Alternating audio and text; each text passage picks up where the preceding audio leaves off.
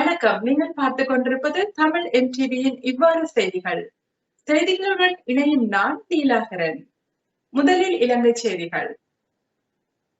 ஒரு வார காலத்திற்கு மாத்திரம் நாட்டை முடக்குவதால் எவ்வித பயனும் ஏற்படாது என நாடாளுமன்ற உறுப்பினர் சம்பவிக்க ரணவக்க தெரிவித்துள்ளார்.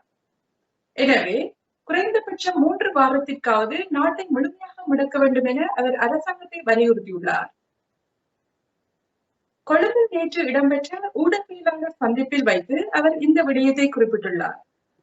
மேலும் தெரிவிக்கையில், யுத்தத்தை வெற்றி கொண்டதை போன்று COVID-19 வைரஸ் தாக்கத்தையும் வெற்றி கொள்ளலாம் என்ற நிலைப்பாட்டில் இருந்து கொண்டு ஜனாதிபதி மற்றும் அவர் தலைமையிலான அரசாங்கம் செயற்பட்டதால் இன்று நாட்டு மக்கள் பாரிய நெருக்கடியினை எதிர்கொண்டுள்ளார்கள்.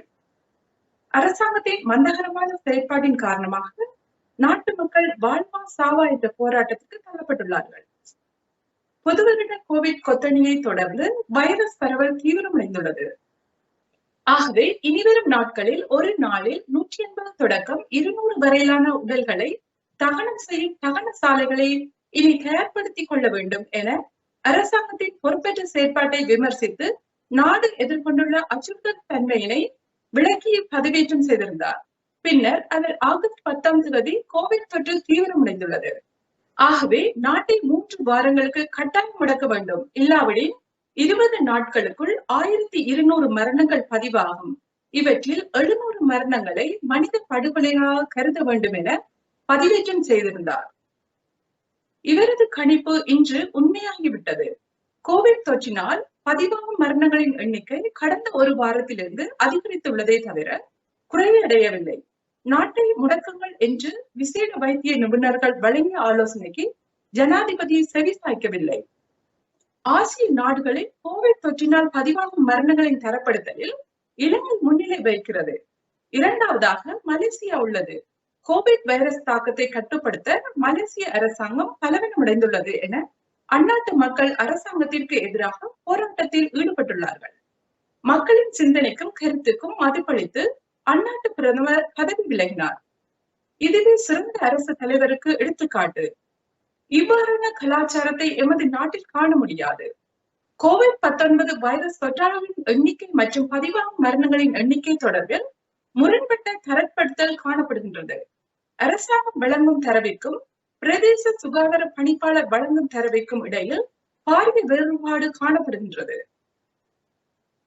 இதற்கு சுகாதார சேவைகள் பணிப்பாளர் நாயகம் பொறுப்பு கூற வேண்டும். ஏப்ரல் 21 குண்டு தாக்கல் சம்பவத்தினால் தற்போது பௌத்த மத தலைவர்களிடம் சென்று போலீசார் முறையிடுகின்றார்கள், புலம்புகின்றார்கள். எதிர்காலத்தில் கோவிட் தொடர்பிலான விசாரணைகளிலும் இவர்கள் இவ்வாறு முறையிட நேரிடும். கோவிட் தாக்கத்தை கருத்தில் கொண்டு நாடு தழுவிய ரீதியில் நாட்டை முடக்க தீர்மானிக்கப்பட்டுள்ளது. ஆனால் அத்தியாவசிய சேவைகள் மாத்திரம் வழமை போன்று இடம்பெறும் என குறிப்பிடப்பட்டுள்ளது. ஒரு வார காலத்திற்கு மாத்திரம் நாட்டை முடக்குவதால் எவ்வித பயனும் கிடைக்கப் பெறாது. இதனால் கோவிட் தொற்றாளர்களின் எண்ணிக்கையும் பதிவாகும் மரணங்களின் எண்ணிக்கையும் குறைவடையாது. சுகாதார வழிமுறைக்கு அமைய 3 வார காலத்திற்கு நாட்டை முடக்குங்கள் என்றே சுகாதார தரப்பினர்கள் குறிப்பிட்டார்கள். நாட்டை ஒருபோது முடக்க முடியாது என்று ஜனாதிபதி பிடிவாதமாக இருந்தார். இவரது தீர்மானத்தை நாட்டு மக்கள் புறக்கணித்து தகுந்த பாடம் புகட்டியுள்ளார்கள். அரசாங்கத்தை புறக்கணித்து மக்கள் ஊரடங்கு சட்டத்தை சுயமாக பிறப்பித்து ஜனாதிபதிக்கும் அரசாங்கத்திற்கும் தகுந்த பாடம் புகட்டியுள்ளார்கள் என குறிப்பிட்டுள்ளார். கிராம சேவகர்கள் 6 பேருக்கு கொரோனா தொற்று உறுதி. கிராம சேவகர்கள் 6 பேருக்கு கொரோனா தொற்று உறுதி செய்யப்பட்டுள்ளது. கம்பஹா மாவட்டம் நிச்சம்புவல் பிரதேசத்தில் கிராம சேவகர்கள் 6 பேருக்கு கொரோனா வைரஸ் தொற்று உறுதிப்படுத்தப்பட்டுள்ளது என அத்தனக்கல்ல பிரதேச செயலகம் அறிவித்துள்ளது. காட்டுக்குள் பிக்குவின் களியாட்டம். வெளியான பரபரப்பு தென்னிலங்கையில் பௌத்த துறவி ஒருவரின் மோசமான செயற்பாடு தொடர்பான காணொலி ஒன்று சமூக வலைதளத்தில் பரவி வருகிறது. அஹிம்சையை போதிக்கும் பௌத்த துறவி மதுபானம் அருந்தும் காணொலியே இவ்வாறு வெளியாகியுள்ளது. கோவிட் வைரஸ் பரவி வரும் நிலையில் பல்வேறு கட்டுப்பாடுகளை அரசாங்கம் அறிவித்துள்ளது. எனினும் குறித்த துறவி பொது வழியில் இன்னொருவருடன் மதுபானம் அருந்துவது பல்வேறு தரப்பினர் மத்தியில் அதிருப்தி ஏற்படுத்தப்பட்டுள்ளது. இந்நிலையில் சம்பவ இடத்திற்கு சென்ற அதிகாரிகள் பிக்குவின் செயற்பாட்டை கண்டித்ததுடன் அவரை அங்கிருந்து வெளியேற்றியுள்ளனர். இவரின் செயற்பாடு பௌத்த மதத்திற்கு பெரும் அவமானம் என தென்னிலங்கை மக்கள் பலரும் தமது ஆதங்கத்தை வெளியிட்டுள்ளனர். பிரதமர் மஹிந்த ராஜபக்ச திடீர் சுகையினம் காரணமாக கொழும்பில் உள்ள தனியார் வைத்தியசாலையில் அனுமதிக்கப்பட்டுள்ளதாக வெளியாகும் தகவல்கள் உண்மை இல்லை என பிரதமரின் செயலாளர் காமினி செனர தெரிவித்துள்ளார்.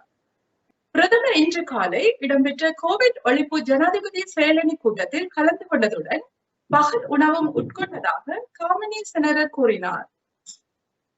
அதன்படி பிரதமர் நலமுடன் இருப்பதாக அவர் குறிப்பிட்டார். இதேவேளை பிரதமர் மஹிந்த ராஜபக்சவுக்கு கோவிட் வைரஸ் தொற்று இல்லை, அத்துடன் அவர் தீவிர சிகிச்சை பிரிவில் அனுமதிக்கப்படவில்லை என்றும் அவரது உடல்நலம் குறித்து வதந்திகள் பொய்யானவை என்றும் பிரதமரின் தலைமை அதிகாரி யோகித ராஜபக்ச தெரிவித்துள்ளார். பாரிஸில் தமிழர்கள் அதிகம் வாழும் பகுதியில் குடும்ப முரண்பாடு காரணமாக தந்தை ஒருவரால் மகன் படுகொலை செய்யப்பட்டமை அந்த பகுதியில் பெரும் பரபரப்பை ஏற்படுத்தியுள்ளது. வெள்ளிக்கிழமை சம்பவ இடத்துக்கு சென்ற போலீசார் அங்குள்ள வீடு ஒன்றில் கெவின் என அழைக்கப்படும் 7 வயது சிறுவன் ஒருவன் சுட்டுக் கொல்லப்பட்ட நிலையில் சோபா அருகில் சடலமாக கிடந்துள்ளதை அவதானித்துள்ளனர். தலையில் சுடப்பட்டு சிறுவன் கொல்லப்பட்டுள்ளதாக போலீசார் தெரிவித்துள்ளனர். வெள்ளிக்கிழமை மாலை 4 மணிக்கு போலீசாருக்கு தகவல் தெரிவிக்கப்பட்டிருந்தது. 34 வயதுடைய சிறுவனின் தாயார் கோயிலுக்கு சென்று வீடு திரும்பிய நிலையில் சிறுவனின் சடலத்தை கண்டு அதிர்ச்சியில் போலீசாரை அழைத்துள்ளார். விசாரணைகளை தொடர்ந்த அதிகாரிகள் வீட்டின் மற்றொரு அறையில் சிறுவனின் தந்தை தற்கொலைக்கு முயன்ற நிலையில் படுகாயங்களுடன் மீட்கப்பட்டார். 36 வயதுடைய சிறுவனின் தந்தை தற்போது தீவிர சிகிச்சை பிரிவில் அனுமதிக்கப்பட்டுள்ளார். குறித்த தந்தையை மகனை சுட்டுக் கொன்றுவிட்டு தற்கொலைக்கு முயன்றதாக தெரிவிக்கப்பட்டுள்ளது. குறித்த தந்தை இம்மாத ஆரம்பத்திலேயே சிறையில் இருந்து விடுதலையாகியிருந்தார். மனைவியுடனான குடும்ப தகராறின் முடிவிலேயே இந்த துப்பாக்கி சூடு இடம்பெற்றதாக அறிய முடிகிறது. இந்த தம்பதி ஒரே வீட்டில் வாழ்ந்த போது தொடர்ந்தும் தகராறில் ஈடுபடுவதாக அயலவர்கள் தெரிவித்துள்ளனர். மனைவியை வேதனைப்படுத்த வேண்டும் என்ற நோக்கத்திலேயே அவர் மகனை கொலை செய்துள்ளதாக அயலவர்கள் குறிப்பிட்டுள்ளனர். மகனை கொலை செய்தால் நிச்சயமாக மனைவி வேதனைப்படுவார். அது தனக்கு மகிழ்ச்சியை ஏற்படுத்தும் என்ற ஒரே காரணத்திற்காகத்தான் இந்த சம்பவத்தை அவர் செய்துள்ளார் என குறிப்பிடப்பட்டுள்ளது. இவ்வாறான காரியத்தை செய்தவருக்கு கடுமையான தண்டனை வழங்கப்பட வேண்டும் என அயலவர்கள் போலீசாரிடம் தெரிவித்துள்ளனர். இலங்கை அகதிகளின் முகாம்களில் குடிநீர் வசதி உள்ளிட்டவற்றை ஏற்படுத்த ரூபாய் 30 கோடி ஒதுக்கீடு செய்யப்பட்டுள்ளது என்று முதல்வர் மு.க. ஸ்டாலின் தெரிவித்துள்ளார். இலங்கை அகதிகள் முகாம்களின் அடிப்படை கடமைகளுக்கு இனி ஆண்டுதோறும் ரூபாய் 5 கோடி ஒதுக்கீடு செய்யப்படும் என்று தெரிவிக்கப்பட்டுள்ளது. தமிழ்நாடு முதலமைச்சர் திரு மு.க. ஸ்டாலின் அவர்கள் முகாம் வாழ் இலங்கை தமிழர்கள் நலன் தொடர்பாக தமிழ்நாட்டு சட்டமன்ற பேரவையில் விதி 110 கீழ் அறிவிப்புகளை வெளியிட்டுள்ளார். அப்போது பேசிய அவர் கடல் கடந்து வந்த இலங்கை தமிழ் மக்களின் கண்ணீரை துடைக்கக்கூடிய வகையில் சில அறிவிப்புகளை சட்டப்பேரவை விதி 110 கீழ் இன்று வெளியிட விரும்புகின்றேன். இலங்கை நாட்டில் வாழும் தமிழ் மக்கள் 1983ஆம் ஆண்டு ஏற்பட்ட இனக்கலவரத்திற்கு பிறகு கடல் கடந்து தமிழ்நாட்டுக்கு வர தொடங்கினார்கள். அத்தகைய தமிழ் மக்களை அன்று முதல் இன்று வரையிலும் நாம் அரவணைத்து காப்பாற்றி வருகின்றோம். அவர்களுக்கு வாழ்வாதாரம் வழங்கி வருகின்றோம். திராவிட முன்னேற்ற கழகம் ஆட்சி பொறுப்பேற்ற தருணங்களில் எல்லாம் இதற்கான நடவடிக்கைகளை எடுத்து வருகின்றது.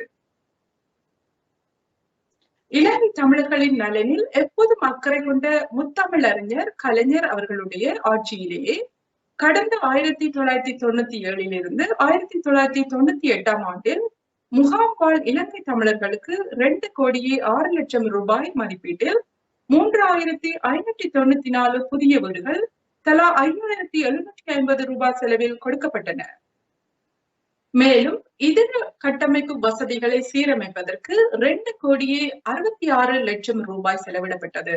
1998 முதல் 1999ஆம் ஆண்டில் தலா 7700 ரூபாய் மதிப்பீட்டில் 3826 வீடுகள் 2 கோடியே 94 லட்சம் ரூபாய் செலவில் கட்டப்பட்டன.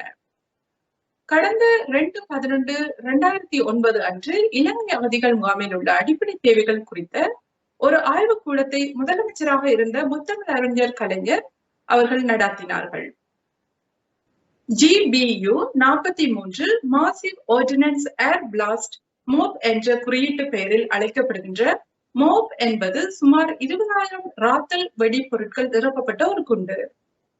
தனது ராணுவ கண்டுபிடிப்புகளிலேயே அணுவாயுதம் அல்லாத மிக பயங்கரமான ஆயுதம் என்றும் மதர் ஆஃப் ஆல் பாம்ஸ் என்றும் கூறப்படுகின்ற மோப் குண்டை அமெரிக்கா முதலில் ஆப்கானிஸ்தானிலே பரீட்சித்து பார்த்திருந்தது.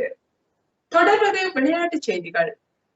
போர்ச்சுகல் அணியின் நட்சத்திர கால்பந்து வீரரான கிறிஸ்டியானோ ரொனால்டோ இங்கிலாந்தின் மான்செஸ்டர் யுனைடெட் அணியில் மீண்டும் இணைகின்றார். யுவென்டஸ் அணியில் இருந்து விலகிய ரொனால்டோவை ஒப்பந்தம் செய்ய முன்னணி கழகங்கள் போட்டியிட்ட நிலையில் மான்செஸ்டர் யுனைடெட் அணி ரொனால்டோவை ஒப்பந்தம் செய்துள்ளது. இது குறித்து அதிகாரப்பூர்வ அறிவிப்பு வெளியாகியுள்ளது. இதன்படி ரொனால்டோவை மான்செஸ்டர் யுனைடெட் அணி 25 மில்லியன் யூரோவுக்கு ஒப்பந்தம் செய்துள்ளது. கடந்த 2003 ஆண்டு முதல் 2009 ஆண்டு வரை மான்செஸ்டர் யுனைடெட் அணிக்காக 6 பருவ காலங்களில் விளையாடியுள்ள ரொனால்டோ 8 கோப்பைகளை வெல்ல உதவியுள்ளார். இவர் ஆடிய 292 ஆட்டங்களில் 118 கோல்கள் அடித்து அசத்தியுள்ளார்.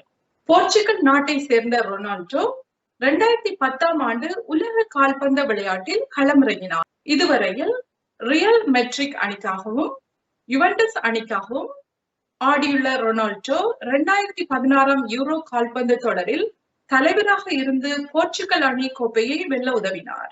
இந்த ஆண்டு இடம்பெற்ற யூரோ கிண்ண கால்பந்தாட்ட தொடரில் அதிக கோல் அடித்துள்ளதுக்கான கோல்டன் பூட் விருது கிறிஸ்டியானோ ரொனால்டோவிற்கு வழங்கப்பட்டமை குறிப்பிடத்தக்கது. இத்துடன் தமிழ் MTDயின் இவ்வாறு செய்திகள் முடிவடைகின்றன. அடுத்த செய்தியில் சந்திக்கும் வரை நன்றி, வணக்கம்.